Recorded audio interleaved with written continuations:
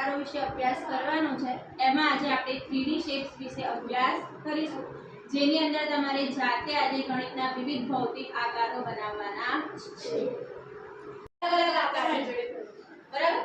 હવે શું કરશો, આજુબાજુનું આ બધું કટ કરી દો, ત્રીનું જેટલું છે ને એ કટ કરી દો, પોતાનો આકારનો ટુકડો રવા દેજો।